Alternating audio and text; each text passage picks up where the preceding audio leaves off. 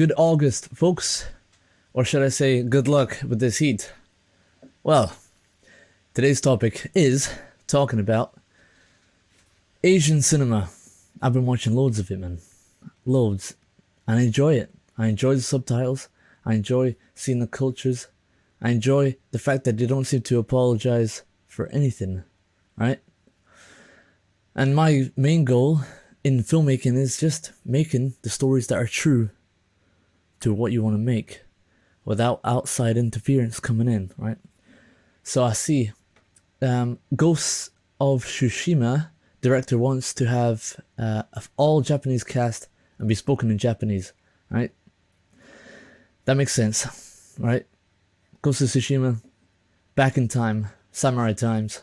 But his main concern is not knowing if he can get the budget, because people have to speak Japanese and, No one is going to give me 200 million to do a technology push movie without speaking English, he said. Well, we'll see about that. Which has stuff like Squid Game, which is the highest grossing Netflix show ever, right? All subtitled, right? All of Us Are Dead, which came out this year, I think. All speaking Korean the whole way through, right? Naked Director, Japanese film, by a guy who wants to start fucking his stars, A crazy show, all in Japanese. Successful. Amazing. Had 2 series, right? I liked it a lot. So it makes you think, alright, Ghost of Tsushima, man, people would watch that, right? People watch Parasite. That was all Korean. No problem. People watch anime all the time. I don't know if it's just lazy Americans. I mean, the thing is, in the UK, people can be absolutely lazy as well. But we get that, pressure. You should learn another language, which is true. But sometimes you just want to chill out when you're watching something, right? And chilling out and watching something is what we want. A lot of the time, people want the fantasy, right? But something else has been happening for a long time. As we can see from most watched Netflix shows, Squid Game number 1, Stranger Things season 4 number 2. That's got a multi-diverse cast, even though they're all American, pretty much. I know there was some Russian stuff, but the main focus of why people watching that is for these so-called kids, right? They want to watch these kids that are adults now playing. They sure messed up their schedule, didn't they? Money Heist. Spanish, right? Subtitles. All good. Bridgerton.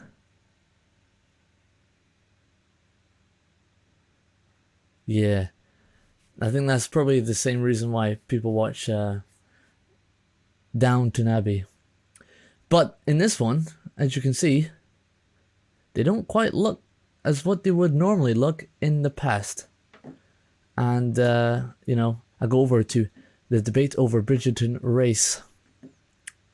Yeah. Bridgerton wants to have black characters while hand-waving the reality of racism. Should it? It's an article from 2021. Yeah, I've not actually seen it, but I've seen plenty of adverts. And I think, what's going on here? Right? And it reminded me of a show that I did watch, which was Vikings Valhalla, who had a black she's not a queen. She is an earl, right? And yeah, black in the Viking times, Scandinavian Viking times. I watched a guy who was talking about that, and yeah, no, that's not realistic whatsoever. And it's supposed to be based off reality, right? You go back to Bridgerton, and I guess that's like an alternative history of the world, right? Like Vikings Valhalla, I guess it's a alternative history, which is all fine. But when they're saying that it's reality and it's these people existed, like another film, The Harder They Fall, where at the start they give you a sort of a patronizing piece of text where they say something like, although the story of this is fictitious, these people existed.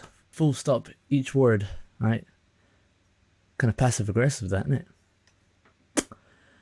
And, you know, I looked into it, I guess, yeah, they did exist throughout the whole history of the Wild West, right? Not all in one film. And I'm watching this thing thinking like, this is like a science fiction thing. Every single person in this is black, you know? And the only white characters that I saw were either just straight out racist or they were cowards, you know? The story is completely derivative of so many other things. And it's like, it's almost like they didn't even need to be black, you know? It's like they wanted to ignore it or something, you know? It just seems like they see all these white Western stuff and they're like, yeah, let's just do all that except everyone's black, right? And it just didn't work. For me, didn't work. You know, people are free to do whatever they want. Just as people are free to criticize whatever they want, alright? Just say you wanted to do an all-white film in this modern age. Nah. Not if you want to get an Oscar, right? The Oscars' new diversity rules are sweeping, but safe? What's that about? And this was an article from last year. They already brought out the stuff about the Oscars and the BAFTAs and stuff needing diversity a few years ago, right? But we're, you know, getting into the zone where it's all necessary, right? Ah, man, they have different criteria. At least one actor from an unrepresented racial or ethnic group must be cast in a significant role. The story must center on women, LGBTQ people, or racial or ethnic group or disabled, right? At least 30% of the cast must be actors from at least two of those four underrepresented categories. Alright, that's just level 1. Other sections want large percents of the crew to be one of these. Alright. So just say, you know, I wanted to make a film, right? And I thought, I want to get a BAFTA. Or I want to get an Oscar, right? And this wasn't enough women. Wasn't enough gays. And wasn't enough other racial people. I can't get one now. Which I'm not saying I'm not bothered about an Oscar, because a lot of the time it's just a fucking campaign for whatever bullshit, right? You know, people make jokes that you just pay your way into it, right? But it's mad, because I look at all these Japanese and Korean films, TV shows, right? And I think they are not hindered by this, but people still love it. No one's saying anything. No one's saying anything about, oh, there should be more black people in this, or there should be more fat people in this, or there wasn't a lesbian relationship in this, so fuck, it's shit. I've not heard anyone say that. And no one dares criticize the China stuff. They are something else. But, you know, in terms of dominating Netflix, it's not quite there, even though China's dominating their own side and they're getting bigger and bigger and bigger in their own film world. People going to the cinemas, right? So it just concerns me a lot, right? If I wanted to make a story about a specific thing, like let's say, what was it? The Northman. Yeah. Remember this getting a lot of flack for not having enough diversity in it. And I'm thinking, what diversity do people want of a film about Scandinavia, right? We already had the Vikings doing some woke shit in it, kind of a hipster thing, right? And people complaining it's too white, which is mad, you know? It's mad because if you have a film like this, The Harder They Fall, I can say, oh, it's too black. No. It's right because they had problems in the past. Okay. What about All of Us Are Dead?